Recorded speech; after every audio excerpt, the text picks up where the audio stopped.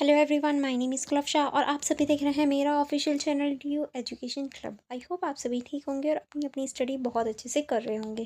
देखिए, आज के इस वीडियो में हम लोग बीए ऑनर्स पॉलिटिकल साइंस का सेमेस्टर 3 है, इसका जो सब्जेक्ट है जिसका नाम है constitutional government and democracy in India, यानी भारत में संवैधानिक सरकार और लोकतंत्र।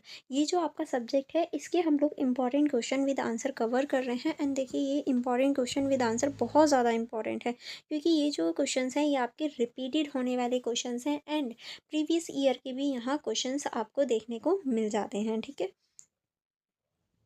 एंड देखिए, ये फुल बुक को ध्यान में रखकर बनाए गए हैं, यानी अगर आपने ये सारी ही वीडियोस देख ली तो आप अपनी फुल बुक जो है वो कवर कर लेंगे। आपको अलग से कुछ भी पढ़ने की ज़रूरत नहीं है अगर आपने ये सारी ही वीडियोस देख ली। इसमें मैंने ऑलरेडी आपको पार्ट 1 पार्ट 2 प्रोवाइड करवा दिया है। आज का हमारा पार्ट 3 होने वाला है। तो अगर आपने प्रीवियस वीडियो नहीं देखी है तो लिंक आपको डिस्क्रिप्शन बॉक्स में मिल जाएगा, आप वहाँ से इन्हें चेकआउट कर सकते हैं। चलिए फिर बिना देरी करे, बिना टाइम वेस्ट करे, हम लोग हमारी जो आगे वाली वीडियो है, यानी लास्ट हमने जहाँ छोड़ा था उससे आगे कंटिन्यू करते हैं। अगर आपको कहीं डाउट रहता है तो आप मुझसे पूछ लीजिएगा। एंड अगर नोट्स की बात करूँ तो नोट्स कहाँ मिलेंगे ये मैं वीडियो के लास्ट में बता दूंगी। ओके, चलिए फिर स्टार्टिंग करते हैं। नेक्स्ट क्वेश्चन है हमारा, भारत में अनुसूचित जाति, अनुसूचित जनजाति और अन्य पिछड़े वर्ग के प्रतिनिधित्व से संबंधित विभिन्न प्रावधानों का मूल्यांकन कीजिए। यानी हमारा जो भारत है इसमें अनुसूचित जाति, अनुसूचित जनजाति और जो अन्य पिछड़ा वर्ग है ये है, उसके लिए जो कुछ प्रावधान है या ये कहूँ कुछ कानून है, नियम है, उनका आपको मूल्यांकन करना है, उनके बारे में आपको बताना है। ठीक है, चलिए फिर स्टार्ट करेंगे कि कौन कौन से हमारे अधिकार इन लोगों के लिए दिए जाते हैं। चलिए, इसमें आप लिखेंगे, भारतीय संविधान का एक प्रमुख उद्देश्य सामाजिक न्याय और समान अवसर की स्थापना करना है। यानी हमारे भारत का जो संविधान है इसका प्रमुख उद्देश्य ये भी है कि समाज में न्याय और समानता, या ये कहूँ समान स्थिति पैदा करना या स्थिति बनाए रखना। भारत जैसे विविध समाजों में ऐतिहासिक रूप से अनुसूचित जाति, जिन्हें हम एससी कहते हैं, अनुसूचित जनजाति जिसे हम एसटी कहते हैं, और अन्य पिछड़े वर्ग जिनको हम ओबीसी यानी सामाजिक, आर्थिक और राजनीतिक रूप से पिछड़े हुए हैं, यानी ऐसे लोग या ऐसे वर्ग जो सामाजिक, आर्थिक और राजनीतिक रूप से पिछड़े हुए हैं, वो इन कैटेगरी में आ जाते हैं, इन लोगों की कैटेगरी में गिने जाते हैं, जैसे कि एससी और एसटी और ओबीसी। ठीक है, संविधान ने इन वर्गों को समान अवसर दिलाने और राजनीतिक प्रक्रिया में उनके प्रतिनिधित्व को सुनिश्चित करने के लिए विशेष संवैधानिक प्रावधान किए हैं। यानी इन्हें भी आगे बढ़ाने के लिए राजनीति में की जो प्रक्रिया है उसमें भाग लेने के लिए, उन्हें प्रोत्साहन करने के लिए संविधान में कुछ विशेष अधिकार या कुछ विशेष चीज़ें की गई हैं। जैसे कि अगर हम बात करें अनुसूचित जाति और अनुसूचित जनजाति के लिए संवैधानिक प्रावधान, इन लोगों के लिए क्या प्रावधान है, यानी एससी के लिए और एसटी के लिए। तो इसमें हम देखेंगे राजनीतिक प्रतिनिधित्व के लिए आरक्षण, किस तरह से राजनीति में आरक्षण होता है। इसमें आप लिखेंगे अनुच्छेद 330 और 332, किस तरह से ये 330 और 332 क्या कहता है, चलिए इसको देख लेते हैं। इसमें आप लिखेंगे लोकसभा और राज्यसभा, विधानसभा में अनुसूचित जाति और अनुसूचित जनजाति के लिए सीटों का आरक्षण किया गया है। यानी लोकसभा और राज्यसभा की जो वो सीटें हैं उनमें आरक्षण देखने को मिलता है अनुसूचित जाति और अनुसूचित जनजाति के लिए। यह आरक्षण उनकी जनसंख्या के अनुपात में तय किया जाता है ताकि उन्हें विधायी निकायों में उचित प्रतिनिधित्व मिल सके। यानी जितनी उनकी जनजाति होगी, जितनी जितनी संख्या होगी उसके आधार पर उनके जो एक तरह से कोटा है, सीटें हैं, उनको आरक्षित किया जाता है।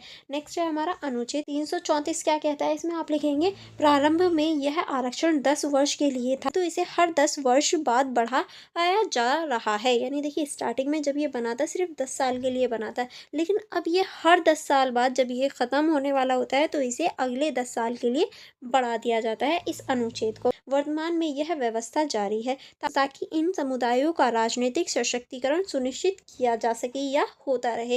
यानी वर्तमान में भी ये जो अनुच्छेद है ये अभी भी लागू है, अभी भी ये कार्य कर रहा है ताकि ये जो अनुसूचित जाति और अनुसूचित जनजाति के लोग हैं ये राजनीति में सशक्तिकरण प्राप्त कर सकें, शक्तिशाली हो सकें, ताकि ये अन्य जो वर्ग हैं और जो लोग हैं उनसे पिछड़ा हुआ महसूस ना करें। अगर हम सेवाओं में आरक्षण की बात करें तो सेवाओं में किस तरह से इन्हें आरक्षण होता है, चलिए इसको देख। अगर हम अनुच्छेद 16 4 के अनुसार कहें यानी 16(4) में क्या कहा गया है, राज्य को यह अधिकार दिया गया है कि वह पिछड़े वर्गों, अनुसूचित जाति और जनजाति के लिए सरकारी नौकरियों में आरक्षण प्रदान कर सके। यानी राज्य के पास भी ये अधिकार है कि वो अपने पिछड़े वर्ग के लोगों के लिए, अनुसूचित जाति और अनुसूचित जनजाति के लिए आरक्षण दे सके नौकरियों में, जो कि गवर्नमेंट जॉब्स होती हैं। ठीक है, अनुच्छेद 335 क्या कहता है, यानी 335 क्या कहता है, इसके अंतर्गत आप लिखेंगे नियुक्तियों और सेवाओं में दक्षता के साथ साथ अनुसूचित जाति और जनजाति के हितों का ध्यान रखने का निर्देश दिया गया है। यानी जब नियुक्ति होती है, सेवाएं होती हैं, उनमें जो अनुसूचित जाति और जनजाति है उनके हितों का भी ध्यान रखा जाता है। अब अगर हम शैक्षिक और सामाजिक संरक्षण की बात करें तो इसमें आप देखेंगे अनुच्छेद 46 क्या कहता है। इसमें आप लिखेंगे यह राज्य के नीति निर्देशक सिद्धांत में है, जो राज्य को निर्देश देता है कि वह अनुसूचित जाति और जनजाति के शैक्षिक और आर्थिक हितों की विशेष देखभाल करे। यानी अनुसूचित जनजाति और अनुसूचित जाति के लोगों को शैक्षिक और आर्थिक रूप से सशक्त बनाए राज्य की जिम्मेदारी होती है। ये उनके एक तरह से हम कह सकते हैं ये उनके अंडर आ जाता है। ठीक है, ये सारे अनुच्छेद आपको पता होने चाहिए। नेक्स्ट है हमारा अनुच्छेद 338 और 338A। ये क्या कहता है, चलिए देख लेते हैं। देखिए, अगर आप ये सारे ही अनुच्छेद लिखेंगे तो टीचर्स को भी लगेगा कि हाँ बच्चा जो है वो पढ़ कर आया है। अगर आप लिखेंगे ही नहीं कुछ भी चीज़ें और हेडिंग्स नहीं बनाएंगे, एक होता है लिखना, एक होता है हेडिंग्स बना के लिखना, दोनों ही चीज़ों में डिफरेंस होता है। क्योंकि कुछ स्टूडेंट क्या करते हैं, पैराग्राफ लिखाते हैं, तो आपको पैराग्राफ लिखने वाली गलतियाँ नहीं करनी है, आपको पॉइंट वाइज सारी चीज़ें बनानी है जैसे मैंने नोट्स में लिखा है। ठीक है, चलिए अब हम देखेंगे इसके अंतर्गत आप लिखेंगे इन अनुच्छेदों के तहत राष्ट्रीय अनुसूचित जाति आयोग और राष्ट्रीय अनुसूचित जनजाति आयोग की स्थापना की गई। यानी राष्ट्रीय अनुसूचित जाति और राष्ट्रीय अनुसूचित जनजाति आयोग की स्थापना हुई थी, जो इन वर्गों के अधिकारों की रक्षा और उनके कल्याण से संबंधित सुझाव सरकार को देती है, ताकि इनका कल्याण हो सके, इनकी रक्षा हो सके। ठीक है, अब हम देखेंगे अन्य पिछड़ा वर्ग यानी ओबीसी के लिए संवैधानिक और नैतिक प्रावधान। यानी जो ओबीसी है, अन्य पिछड़ा वर्ग, उनके लिए क्या संवैधानिक और नैतिक प्रावधान है। देखिए, सबसे ज़्यादा जो संवैधानिक और नैतिक प्रावधान है वो एससी और एसटी के लिए होते हैं, उसके कम होते हैं ओबीसी के लिए। अब हम देखेंगे ओबीसी के लिए क्या क्या है।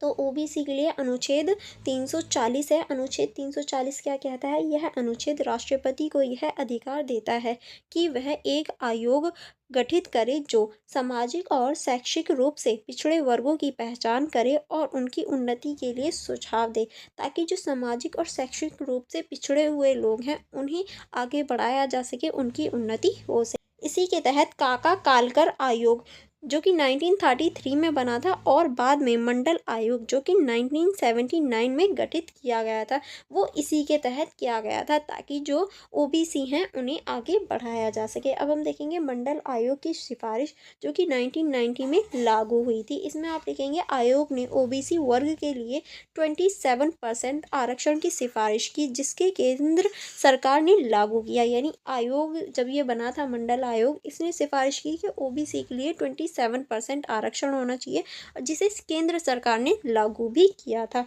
सुप्रीम कोर्ट ने इंदिरा साहनी बनाम भारत सरकार 1992 मामले में इस आरक्षण को संवैधानिक मान्यता दी, परंतु कुल आरक्षण सीमा 50% से अधिक न होने का शर्त रखी। यानी देखिए, इस मामले में इसे मान्यता तो मिल गई कि हाँ ओबीसी को आरक्षण दिया जाएगा, लेकिन जो एक तरह से सुप्रीम कोर्ट है उसने ये भी शर्त रख दी कि 50% से कभी भी ये आरक्षण ज़्यादा नहीं होगा। ठीक है, उससे कम ही रहेगा, उसके अंदर ही रहेगा।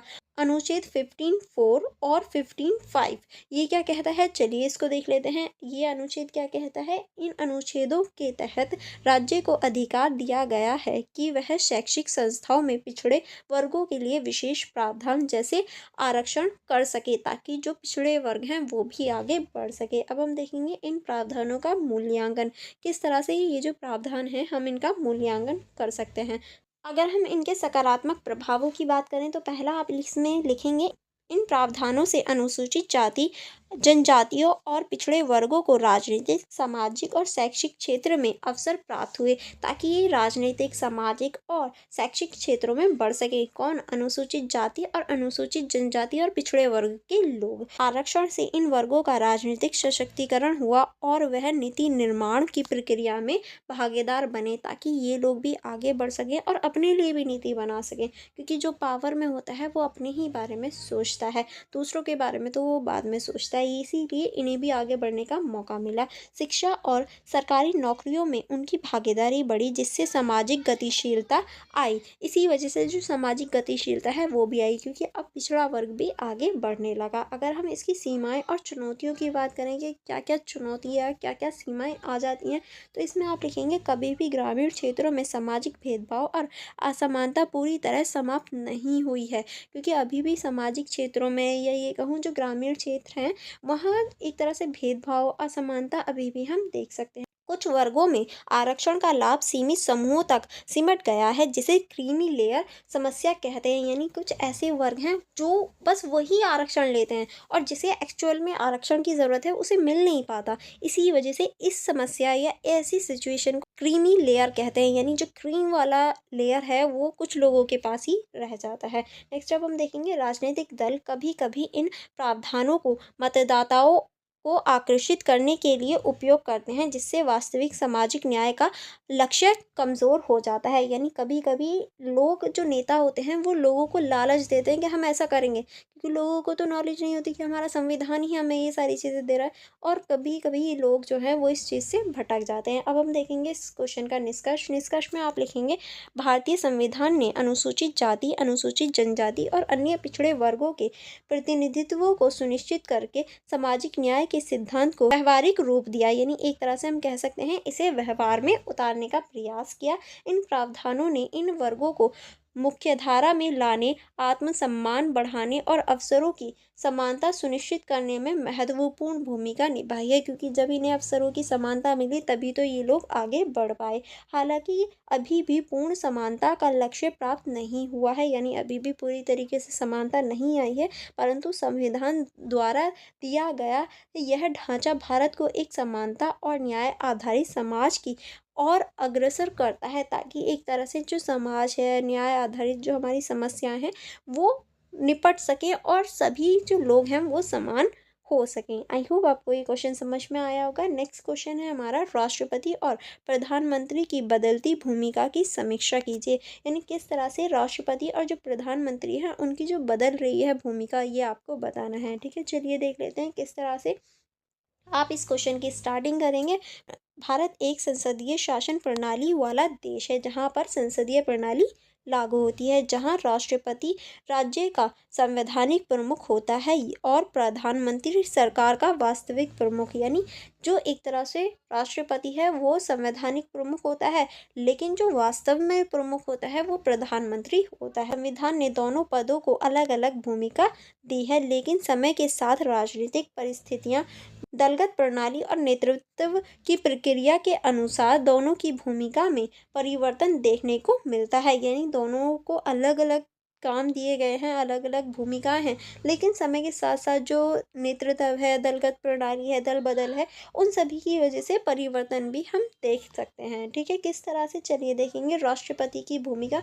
अगर हम राष्ट्रपति की भूमिका की बात करें तो संवैधानिक स्थिति, किस तरह से जो संवैधानिक स्थिति के आधार पर राष्ट्रपति की भूमिका देख सकते हैं हम। इसमें आप लिखेंगे राष्ट्रपति भारतीय गणराज्य का संवैधानिक प्रमुख है। वह राज्य की एकता, अखंडता और स्थिरता का प्रतीक माना जाता है। यानी यही जो पूरा भारत है, पूरा देश है, उसमें एकता, अखंडता और स्थिरता का प्रतीक होता है। और ये जो बात है ये आर्टिकल 52 कहता है। ठीक, परंतु वास्तविक शासन शक्ति मंत्रिपरिषद के हाथों में निहित है। यानी वास्तविक जो शक्ति है वो मंत्रिपरिषद के हाथों में होती है, और ये बात कहता है अनुच्छेद 4 राष्ट्रपति संविधान के अनुसार कार्य करता है, वह प्रधानमंत्री और मंत्रिपरिषद की सलाह से कार्य करता है। यानी देखिए राष्ट्रपति जो है संविधान के अनुसार ही कार्य करता है।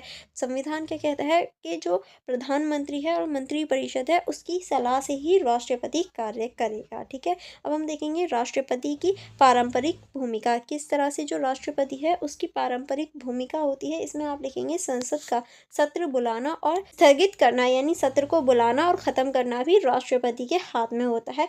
विधायकों को स्वीकृति देना, यानी जो भी कानून बनेंगे वो जो विधायक के रूप में होते हैं उन्हें स्वीकृति देना ताकि वो कानून बन सके। अध्यादेश जारी करना, यानी कोई भी अध्यादेश जारी करना है तो वो भी राष्ट्रपति ही करेगा। प्रधानमंत्री की नियुक्ति करना कि कौन प्रधानमंत्री बनेगा ये भी राष्ट्रपति के हाथ में होता है। सशक्त बलों का सर्वोच्च सेनापति होना। ठीक है, राष्ट्रपति के सभी कार्य प्रधानमंत्री और मंत्रिपरिषद की सलाह से संपन्न होते हैं। यानी राष्ट्रपति अपनी बुद्धि से अपनी मर्जी से कुछ नहीं कर सकता, उसे हर काम के लिए प्रधानमंत्री और मंत्रिपरिषद की सलाह पर डिपेंड होना पड़ता है। ठीक है, अगर हम बदलती भूमिका की बात करें जो कि हमसे क्वेश्चन में भी पूछा गया था, तो आप इसमें लिखेंगे प्रारंभिक वर्ष यानी 1950 और 1967 में जब कांग्रेस का प्रभुत्व था तब राष्ट्रपति की भूमिका औपचारिक थी। यानी स्टार्टिंग में राष्ट्रपति की जो भूमिका थी वो एक तरह से औपचारिक भूमिका रही थी, परंतु 1969 के बाद राजनीतिक अस्थिरता और संगठन युग की शुरुआत के साथ राष्ट्रपति की भूमिका अधिक निर्णायक और सक्रिय हो गई और बाद में चलकर ये जो भूमिका है ये अधिक निर्णायक और सक्रिय बन गई थी। राष्ट्रपति को तब वास्तविक शक्ति मिली जब किसी दल को स्पष्ट बहुमत नहीं मिला, जैसे कि 1979, 1996, 2004 में राष्ट्रपति को प्रधानमंत्री नियुक्ति करने में विवेकाधिकार का प्रयास करना पड़ा क्योंकि इस टाइम पे किसी भी सरकार को बहुमत प्राप्त नहीं हुआ था। ठीक है, आगे चले, आगे आप इसमें लिखेंगे आपातकाल। 1975 और 77 के अनुभवों ने यह भी दिखाया कि राष्ट्रपति की निष्क्रियता सत्ता के केंद्रीकरण को बढ़ा सकती है। यानी अगर राष्ट्रपति निष्क्रिय हो, वो कार्य ना करे तो केंद्रीकरण को भी बढ़ा सकती है। इस प्रकार राष्ट्रपति की भूमिका कभी भी औपचारिक प्रमुख से सक्रिय संवैधानिक संतुलनकारी शक्ति के रूप में विकसित हुई है। यानी ये धीरे धीरे ही हम कह सकते हैं औपचारिक प्रमुख से ये सक्रिय वैधानिक संतुलित शक्ति के रूप में विकसित हो गई है, अब आगे बढ़ गई है। अब हम देखेंगे प्रधानमंत्री की भूमिका कि प्रधानमंत्री की क्या भूमिका होती है। चलिए प्रधानमंत्री की भूमिका को देख लेते हैं। इसमें आप लिखेंगे संवैधानिक स्थिति। संवैधानिक स्थिति के आधार पर आप लिखेंगे प्रधानमंत्री भारत की कार्यपालिका का वास्तविक प्रमुख होता है। यानी कार्यपालिका की जो वास्तविक यानी रियलिटी में जो प्रमुख होगा, जो लीडर होगा, वो प्रधानमंत्री ही होता है। ठीक है, चलिए आगे बढ़ेंगे। आगे आप इसमें लिखेंगे वह मंत्रिपरिषद का नेता होता है और राष्ट्रपति को सलाह देता है। प्रधानमंत्री के नेतृत्व में ही देश की नीतियां और निर्णय निर्धारित होते हैं। यानी सारी चीज़ें देश की प्रधानमंत्री के ही हाथ में होती है। अगर हम पारंपरिक भूमिका की बात करें तो इसमें आप लिखेंगे मंत्रिपरिषद का गठन और नेतृत्व प्रधानमंत्री ही करता है। संसद में सरकार का प्रतिनिधित्व करना, यानी संसद की जब बैठक होती है तो सरकार का जो प्रतिनिधित्व बनता है वो भी प्रधानमंत्री ही बनता है। नीतिगत निर्णय लेना और विभिन्न विभागों का समन्वय करना, राष्ट्रपति को परामर्श देना भी इसका कार्य होता है। नेक्स्ट आप इसमें लिखेंगे अंतर्राष्ट्रीय स्तर पर भारत की प्रतिनिधित्व करना, यानी अंतर्राष्ट्रीय स्तर पर भी भारत को आगे बढ़ाना, उसको रिप्रेजेंट करना या उसको प्रेजेंट करना भी राष्ट्रपति ही करता है। नेक्स्ट अब हम देखेंगे बदलती भूमिका किस तरह से। नेहरू काल जो कि 1950 से 1964 तक रहा, प्रधानमंत्री की भूमिका अत्यंत प्रभावशाली रही। राष्ट्रपति केवल औपचारिक प्रमुख था, यानी इस टाइम पे राष्ट्रपति सिर्फ औपचारिक प्रमुख था और प्रधानमंत्री ही जो था वो अत्यधिक प्रभावशाली या अत्यधिक कार्यशील होता था। इंदिरा गांधी काल, जब इंदिरा गांधी काल आया जो कि 1960 से 84 तक था, प्रधानमंत्री का पद अत्यधिक शक्तिशाली हो गया और सत्ता का केंद्रीकरण हुआ। यानी अब आकर जो प्रधानमंत्री का एक तरह से पद है वो शक्तिशाली, बहुत शक्तिशाली हो गया और सत्ता का एक तरह से केंद्रीकरण हो गया। ठीक है, नेक्स्ट अब हम देखेंगे गठबंधन युग जो कि हमारा आया था 1989 से 2014 तक, प्रधानमंत्री की शक्ति में कुछ कमी आई क्योंकि निर्णय कई दलों की सहमति से लेना पड़ा। क्यों? क्योंकि देखिए अब जो सरकार बनी थी वो गठबंधन से बनी, इसलिए राष्ट्रपति की जो शक्तियाँ थी उसमें भी कमी आ गई थी। वर्तमान दौर यानी आज के दौर की बात करें तो मजबूत बहुमत वाली सरकारों के दौर में प्रधानमंत्री की भूमिका फिर से प्रधान निर्णायकर्ता के रूप में स्थापित हो गई है, यानी सबके ऊपर निर्णय लेने वाले के रूप में प्रधानमंत्री की जो भूमिका है वो फिर से हमारे सामने आ गई। अब हम देखेंगे इस प्रकार प्रधानमंत्री की भूमिका परिस्थितियों के अनुसार सभी सर्वशक्तिमान नेता तो कभी समन्वयकारी प्रमुख के रूप में परिवर्तन हो रही है, यानी कभी ही जो प्रधानमंत्री की भूमिका है वो परिस्थिति के अनुसार चेंज होती है, जैसे कि कभी सर्वशक्तिमान नेता के रूप में, कभी समन्वयकारी के प्रमुख के रूप में हमारे सामने आती है। अब हम देखेंगे इस क्वेश्चन का निष्कर्ष। क्या आप इस क्वेश्चन के निष्कर्ष में क्या लिख सकते हैं? निष्कर्ष में आप लिखेंगे राष्ट्रपति और प्रधानमंत्री दोनों पद भारतीय लोकतंत्र की स्थिरता और संतुलन के प्रतीक है, क्योंकि ये दोनों ही पद भारत का जो लोकतंत्र है उसमें स्थिरता और संतुलन बनाते हैं। जहां राष्ट्रपति संविधान की मर्यादा और परंपरा का रक्षक है, वहीं प्रधानमंत्री शासन की दिशा तय करता है, यानी राष्ट्रपति ही जो है वो संसद की मर्यादा को तय करता है, मर्यादा में रहता है, और प्रधानमंत्री शासन को तय करता है, शासन को दिशा देता है। समय के साथ राष्ट्रपति की भूमिका औपचारिक से कुछ अधिक सक्रिय हुई, जबकि प्रधानमंत्री की भूमिका नेतृत्व की क्षमता और राजनीतिक परिस्थितियों के अनुसार बदल रही है, यानी हम देख सकते हैं दोनों की जो स्थिति है उनमें बदलाव हुआ है। अतः निष्कर्ष कहा जा सकता है, क्या कहा जा सकता है? भारत में राष्ट्रपति और प्रधानमंत्री की भूमिका परस्पर विरोधी नहीं बल्कि पूरक है, यानी एक दूसरे के विरोधी नहीं है बल्कि पूरक है। दोनों मिलकर भारतीय संसदीय लोकतंत्र को स्थिरता, जवाबदेही और प्रभावशाली प्रदान करते हैं, यानी प्रभावशालीता प्रदान करते हैं, यानी एक तरह से प्रभावी बनाते हैं। एंड यहाँ तक हमारे ये जितने क्वेश्चंस कवर हो जाते हैं, इससे आगे के जो क्वेश्चन हैं वो हम 4th वीडियो में करेंगे। अगर आपको कहीं डाउट होता है या कोई कन्फ्यूजन होती है तो आप मुझसे पूछ सकते हैं, अदरवाइज़ आप वीडियो को लाइक ज़रूर करना। And for more videos, for more connectivity, आप मेरे यूट्यूब चैनल को सब्सक्राइब करके बेल आइकन को प्रेस कर दीजिए, ताकि जो मेरी अपकमिंग वीडियोज़ आएँ आप उन्हें देख पाएँ। एंड आप मेरा टेलीग्राम ग्रुप ज्वाइन कर सकते हैं, जहां अगर आपको पर्टिकुलर किसी सब्जेक्ट की वीडियो चाहिए तो आप मुझसे वो भी पूछ सकते हैं, वो भी बता सकते हैं, मैं आपको प्रोवाइड करवा दूँगी। आप मेरा टेलीग्राम चैनल ज्वाइन कर सकते हैं फॉर नोट्स, अगर आप सेल्फ स्टडी करना चाहते हैं। अदरवाइज़ आप मेरे यूट्यूब चैनल की मेंबरशिप भी ज्वाइन कर सकते हैं, वहाँ भी आपको नोट्स प्रोवाइड करवा दिए जाएंगे। आप मेरी इंस्टाग्राम आईडी को चेकआउट कर सकते हैं। अगर कोई कन्फ्यूजन या कोई डाउट रहता है तो आप मुझसे पूछना मत भूलिएगा। अदरवाइज़ वीडियो को लाइक करना एंड अपने फ्रेंड्स के साथ शेयर करना मत भूलिएगा। चलिए अब हम मिलेंगे नेक्स्ट वीडियो में। Thank you for watching everyone.